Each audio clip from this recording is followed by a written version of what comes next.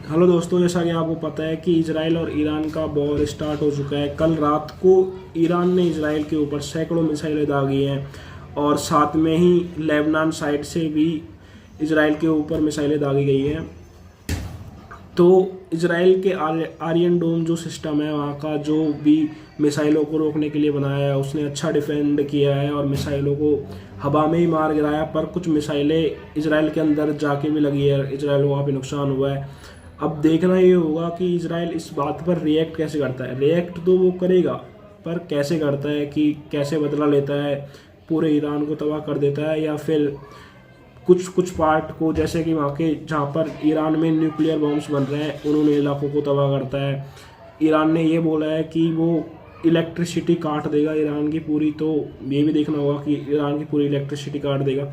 पर ये तो है कि इजराइल बदला जरूर लेगा, पर लेगा कितना खतरनाक वो देखना होगा। और अगर इजराइल बदला लेता है तो ये वर्ल्ड वॉर 3 की स्टार्टिंग हो जाएगी, क्योंकि इजराइल अगर बदला लेगा तो ईरान को बचाने के लिए रशिया सामने आएगा, और रशिया जब सामने आएगा तो इजराइल को बचाने के लिए अमेरिका सामने आएगा, और इनडायरेक्टली रूप से अमेरिका और रशिया दोनों आपस में भिड़ जाएंगे। और अगर ये दोनों भिड़ते हैं तो वर्ल्ड वॉर 3 स्टार्ट माना जाएगा। वर्ल्ड वॉर 3 स्टार्ट माना जाएगा तो इन्फ्लेशन, महंगाई बढ़ जाएगी, बेरोजगारी बढ़ जाएगी। जितने भी एक्सपोर्ट इंपोर्ट के काम है, जैसे क्रूड ऑयल है, क्रूड ऑयल के प्राइस बहुत ज़्यादा बढ़ जाएंगे, तो एक्सपोर्ट इंपोर्ट बाधित हो जाएगा। क्योंकि 60% जो ऑयल प्रोड्यूस होता है वो गल्फ कंट्रीज में ही होता है, और मलक्का ऑफ स्ट्रेट होके ही सारा सामान पास होता है। तो वो वाला ट्रेड प्रभावित हो जाएगा और 60% क्रूड ऑयल प्रभावित हो जाएगा। ईरान ने क्लियर बोल दिया है कि वो ऑयल को कम्प्लीटली रोक देगा, ऑयल को जाने नहीं देगा यहाँ से। तो अब देखते हैं कि अगर इजराइल क्या रेस्पॉन्स देता है। इजराइल या तो इस वॉर को यहीं पर रोक देता है या फिर कंटिन्यू करता है। अगर इजराइल इस वॉर को कंटिन्यू करेगा तो बहुत सोचने वाली बात होगी। कल रात को जैसे ही इजराइल के ऊपर अटैक हुआ तो अमेरिका ने तुरंत रूप से बैठक बुलाई, अपने वहाँ के जो NSA है, वहाँ के विदेश मंत्री है, सबको बुलाया। रात को 4 बजे मीटिंग हुई है और मीटिंग होते ही उन्होंने फैसला लिया है कि किसको सपोर्ट करना है, वॉर कैसे रोकना है। इसके ऊपर शायद कुछ स्ट्रेटजी बनाई है उन्होंने, और देखते हैं कि अमेरिका इस वॉर को कैसे रुकवाता है। पर यह है कि अगर अमेरिका इजराइल के साथ में आता है तो देखने लायक होगा, कि क्योंकि ईरान का हारना तय है। क्योंकि इजराइल 6 दिन में 6 देशों को पहले ही हरा चुका है, तो इजराइल फुल मोटिवेशन में है कि वो आराम से हरा लेगा।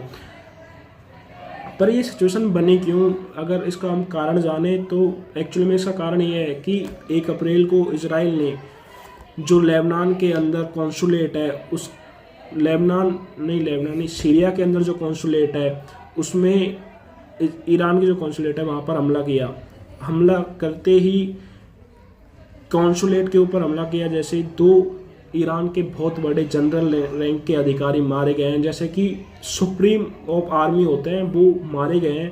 और वो मारे गए हैं। और जैसे कॉन्सुलेट पे हमला किया तो वो ईरान ने खुद के ऊपर हमला माना, कि देश के ऊपर हमला माना गया है, और ईरान ने इसका बदला लेने के लिए इजराइल के ऊपर हमला कर दिया है।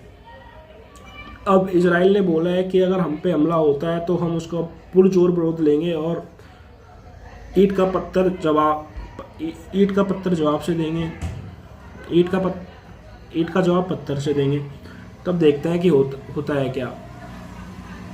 और अब तक माना जा रहा है कि इजराइल के ऊपर जैसे कि मिसाइलों से हमला हुआ है, तो अब दूसरा हमला ईरान ड्रोन से करने वाला है। ड्रोन शायद अब तक इजराइल में पहुंच चुके होंगे, और जैसे ही इजराइल में ड्रोनों से हमला होगा तो देखने लायक होगा कि इजराइल में कितनी तबाही होती है। ईरान ने यह भी बोला है कि अगर अभी तक इजराइल ने अगर दोबारा हमला किया तो ईरान बहुत बड़ा हमला करेगा इजराइल के ऊपर और नामो निशान मिटा देगा इजराइल का। देखते हैं क्या होता है। और अगर ऐसा होता है तो जितने भी दुनिया के शेयर मार्केट है वो सारे क्रैश कर जाएंगे। आपने देखा होगा कि पूरा शेयर मार्केट सब कुछ रेड हो चुका है, किसी का भी पॉजिटिव मार्केट शो नहीं कर रहा है, सबके मार्केट क्रैश हो रहे हैं। और आज जैसे ही इजराइल अगर हमला करता है ईरान के ऊपर, तो कल आप मान के चलना कि इंडिया का शेयर मार्केट कम से कम 2% से गिरेगा। 2% का मतलब है कि निफ्टी के अंदर 500 पॉइंट और बैंक निफ्टी के अंदर 1500 पॉइंट की गिरावट आ सकती है। और इतनी गिरावट में आप हो सके तो आप अपना जो इन्वेस्टिंग वाला पोर्शन है, जो इन्वेस्ट कर रखा है किसी किसी कंपनीज में, क्रूड ऑयल वाली कंपनी और जो बैंक में जितना इन्वेस्ट कर रखा है उसको बाहर निकाल लीजिए। और जैसे ही वर्ल्ड वॉर ऐसे लगे ना कि वर्ल्ड वॉर नहीं हो रही है, वॉर थम रही है, तो वापस इन्वेस्ट कर दीजिएगा। पर अभी अभी अपने पैसे को निकाल लीजिए, क्योंकि बहुत बड़ा फॉल आने वाला है। और अगर ये फॉल आएगा तो आपका 30 to 40% पोर्टफोलियो गायब हो जाएगा। तो आप ये कर सकते हैं। और जैसे जो ट्रेडर है उनके लिए ये है कि पुट साइड में अपना ट्रेड प्लान कीजिए, क्योंकि अगर 1500 पॉइंट अगर मार्केट गिरता है तो आप अगर 10,000 रुपये में इन्वेस्ट करेंगे तो वो 10,000 रुपये 1,00,000 रुपये का रिटर्न देंगे आपको।